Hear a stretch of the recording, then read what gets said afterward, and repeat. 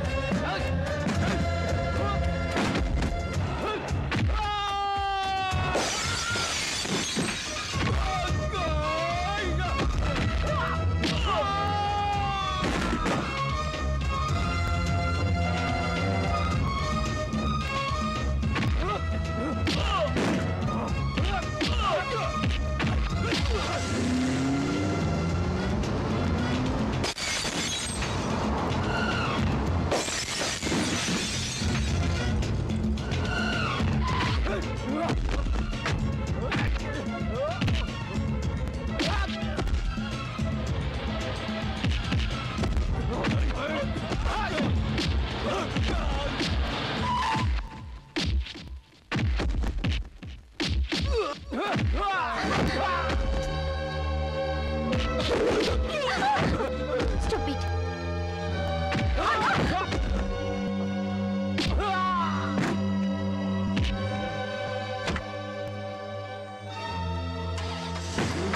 Right ಹೇಳ.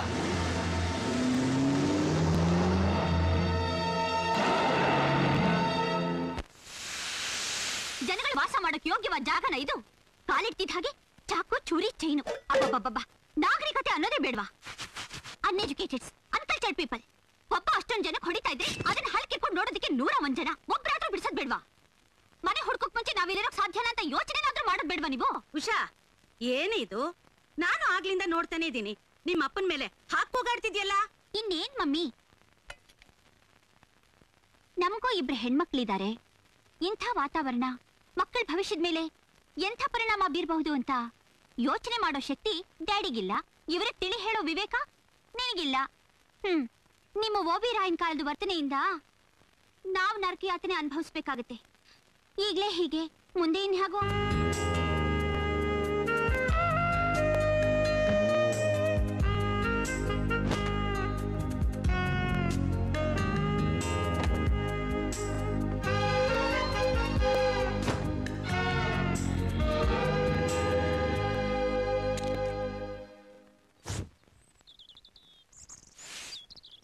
ಏನಮ್ಮ, ನಿನ್ ಹೆಸರೇನಮ್ಮ? ಉಷಾ ಅಂತಮ್ಮ. ಅಲ್ಲಿ ಮೋಟಾರ್ ಸೈಕಲ್ ರಿಪೇರಿ ಮಾಡ್ತಾ ಕೂತಿದ್ದಾನಲ್ಲ, ಅವನಿಗೆ ಹೇಳೋರು ಕೇಳೋರು ಯಾರು ಇಲ್ವಾ? ಯಾಕಮ್ಮ? ನಿನ್ನೆ ಅಷ್ಟೊಂದ್ ಜನಕ್ಕೆ ರಕ್ತ ಸುರಿಯೋ ಹಾಗೆ ಒಂದೇ ಸಮನೆ ಹೊಡೆದ್ನಲ್ಲ, ಅವನಿನ್ ಮನುಷ್ಯನ ರಾಕ್ಷಸನ? ನೀನ್ ತಿಳ್ಕೊಂಡಿರೋಷ್ಟು ಕಟಕ ಅಲ್ಲ ಕಣಮ್ಮ. ಅವನು ನೋಡೋಕೆ ಸ್ವಲ್ಪ ಒರಟ ಕಾಣಿಸ್ತಾನಷ್ಟೇ. ಅವನ ಮನಸ್ಸು ಮಗುವಿನಂಥದ್ದು. ತನ್ನ ನೆರೆಹೊರೆಯವನ್ನ ಪ್ರಾಣಕ್ಕಿಂತ ಹೆಚ್ಚಾಗಿ ಪ್ರೀತಿಸ್ತಾನೆ. ಅನ್ಯಾಯನ ಕಂಡ್ರೆ ಸಿಡಿದು ಬೀಳ್ತಾನೆ. ಇಂಥ ಬೆಲೆ ಕಟ್ಟಲಾರ್ದು ಮಾಣಿಕ್ಯ ಬೆಂಗಳೂರಿನಂಥ ಊರಲ್ಲಿ ಕೋಟಿಗೊಬ್ಬ ಅಮ್ಮ.